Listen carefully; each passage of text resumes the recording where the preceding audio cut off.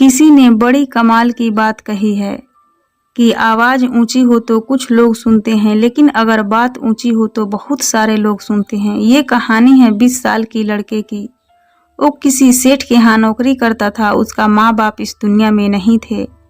उसका जिंदगी बहुत ही परेशानियों में चल रही थी। वह जाता था, रोजाना पैसे कमाकर घर आता था, खाना बनाता और खाकर सो जाता था। एक दिन उसने 4 रोटी बनाई खाने के लिए। हाथ मुंह धोकर वापस आया तो देखा कि 3 ही रोटी बची थी। दूसरे दिन भी यही हुआ। तीसरे दिन उसने ध्यान रखा और देखा एक बहुत मोटा सा चूहा उसका रोटी लेकर जा रहा था। तो उस लड़के ने उस चूहे को पकड़ लिया। चूहे को पकड़ा तो चूहे ने कहा, भाई मेरे किस्मत की रोटी को तुम क्यों खा रहे हो? ये रोटी मेरी है, मुझे तो ले जाने दो। तो उस लड़का ने कहा, चूहा भाई मेरे पास में ज्यादा पैसा नहीं है, सिर्फ 4 रोटी ही बनाई है मैंने, उसमें से 1 रोटी तुम ले जा रहे हो तो मैं क्या खाऊंगा, मैं क्या करूं? मेरी जिंदगी ने तो मुझे बेहाल कर रखा है। चूहे ने कहा कि तुम्हारे सारे सवालों का जवाब एक ही इंसान दे सकता है। तो उस लड़के ने चूहे से कहा, वह एक इंसान कौन है जो मेरे सारे सवालों का जवाब दे सकता है? तो उस चूहे ने कहा, वह एक इंसान गौतम बुद्ध है जो तुम्हारे सारे सवालों का जवाब दे सकते हैं। तुम उनके आश्रम में जाओ और उनसे अपने जिंदगी के बारे में पूछो, वो तुम्हें सही रास्ता दिखाएंगे कि तुम्हें क्या करना है। तो उस लड़के ने कहा कि ठीक है, मैं आज ही जाऊंगा उनके पास और अपनी जिंदगी के बारे में पूछूंगा। इतना बात चूहे से बोलकर वहां से बुद्ध के आश्रम के लिए रवाना हो गया। चलते चलते उसे रात हो गया। उस लड़के को कुछ दिखाई नहीं दे रहा था। कुछ दूर जाने के बाद उसे एक हवेली दिखाई दी और वो वहां गया और शरण मांगी। हवेली के मालकिन ने पूछा, बेटा तुम कहाँ जा रहे हो? तो उस लड़के ने कहा, गौतम बुद्ध के आश्रम जा रहा हूँ उनसे मिलने के लिए। तो उस हवेली के मालकिन ने कहा, बहुत ही अच्छी जगह जा रहे हो बेटा, गौतम बुद्ध से मेरी एक सवाल का जवाब लेते आना, अगर वह मेरी सवाल का जवाब दे दे तो। उस लड़के ने कहा, जरूर आपके सवाल पूछूंगा, आप बताइए तो कि आपका सवाल क्या है। तो उस हवेली के मालकिन ने कहा, बेटा मेरी एक 20 साल की बेटी है जो 20 सालों में एक भी शब्द नहीं बोली, वह बोल नहीं सकती, बस उनसे पूछ लेना कि मेरी बेटी कब बोलेगी। ये बोलते बोलते उस हवेली के मालकिन के आंखों में आंसू आ गए। तो उस लड़के ने कहा कि माता जी आप परेशान ना हो, मैं जाऊंगा और आपके सवालों का जवाब जरूर लेकर आऊंगा। उस लड़के ने रात उस हवेली में बिताई और जब सुबह हुई तो गौतम बुद्ध के आश्रम के लिए रवाना हो गया। रास्ता बहुत ही ज्यादा लंबा था। रास्ते में बड़े बड़े पहाड़ और घने जंगल थे। उसे समझ नहीं आ रहा था कि ये जंगल को कैसे पार करूंगा, बहुत देर हो जाएगी। तभी उसे एक जादूगर दिखाई दिया जो वहां पर बैठकर तपस्या कर रहा था।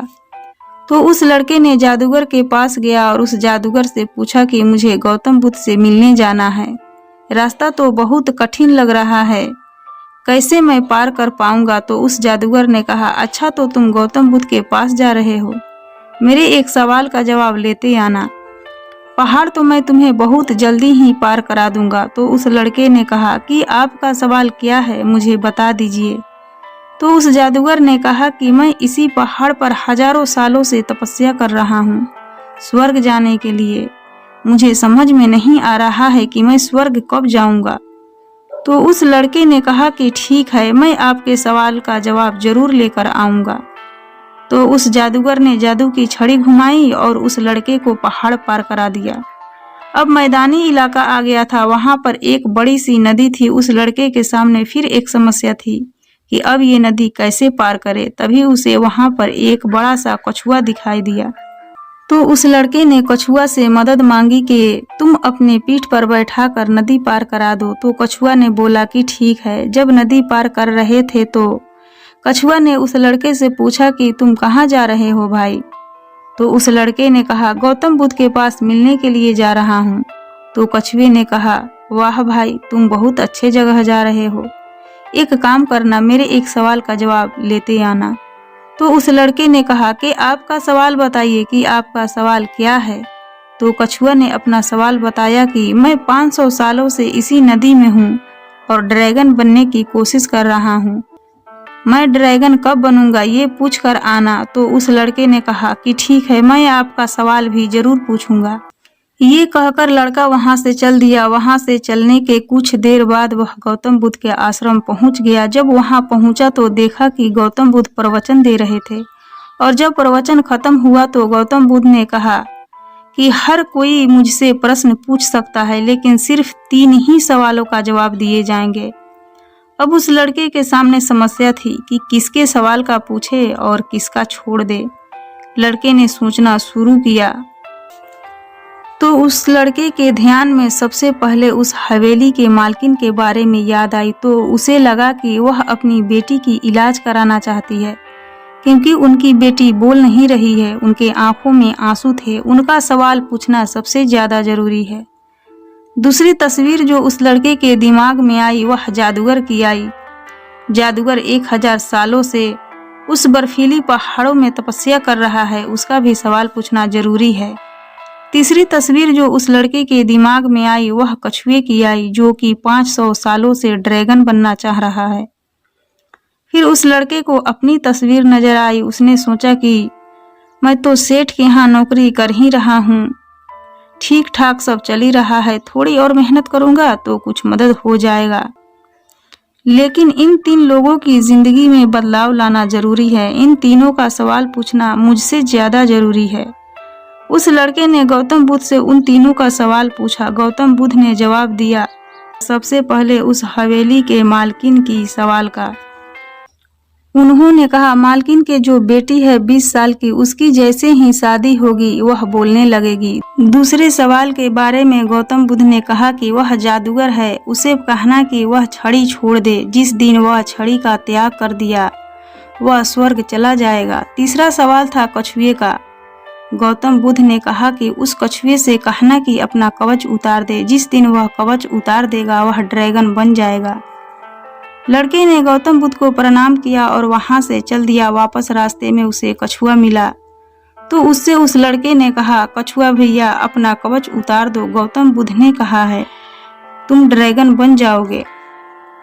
कछुए ने जैसे कवच उतारा तो मोती ही मोती निकल आए। कछुए ने कहा मैं इस मोती का क्या करूंगा, आप ले जाओ। लड़के को मोती मिल गया और वह कछुआ ड्रैगन बन गया। वहां से आगे बढ़ा तो जादूगर मिला तो उस लड़के ने जादूगर से कहा कि आपको छड़ी को छोड़नी पड़ेगी, तभी आप स्वर्ग जा पाओगे, ऐसा गौतम बुद्ध ने कहा है। तो उस जादूगर ने कहा तो छड़ी को मैं क्या करूंगा, ये छड़ी को तुम ले लो। जादूगर ने छड़ी को उस लड़के को दे दिया और वह स्वर्ग चला गया। उसके बाद वह लड़का पहुंचा उस हवेली के मालकिन के पास और मालकिन से कहा कि आप अपनी बेटी का शादी करा दो, वह बोलने लगेगी, ऐसा गौतम बुद्ध ने कहा है। तो उस हवेली के मालकिन ने कहा क्या बात है, तो देर किस बात की, मेरे सामने ही तो दूल्हा बैठा है, तुमसे बढ़िया लड़का कौन हो सकता है। लड़की को बुलाया गया। लड़के ने लड़की को देखा, लड़की ने लड़के को देखा और शादी करा दी गई। और जैसे ही शादी हुई लड़की पहली बार बोली आप तो वही हो ना जो उस दिन हमारे यहाँ रात को रुके हुए थे।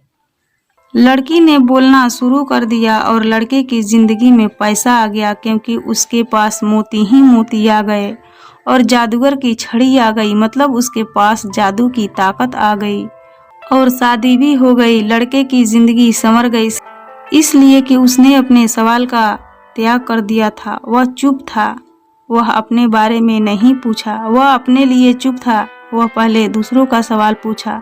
जो दूसरों के अच्छा करते हैं उनके साथ भी जरूर अच्छा होता है, उन्हें बिना मांगे ही सब कुछ मिल जाता है। इस दुनिया में जहाज होता है ना, जब किनारे पर होता है तो सुरक्षित होता है, लेकिन उसे दूसरे किनारे पर जाने के लिए उसे पहले किनारे को त्याग करनी पड़ती है, लहरों से भिड़ना पड़ता है, मुकाबला करना पड़ता है। ये कहानी भले ही छोटी है लेकिन जीवन में बहुत कुछ सिखाती है।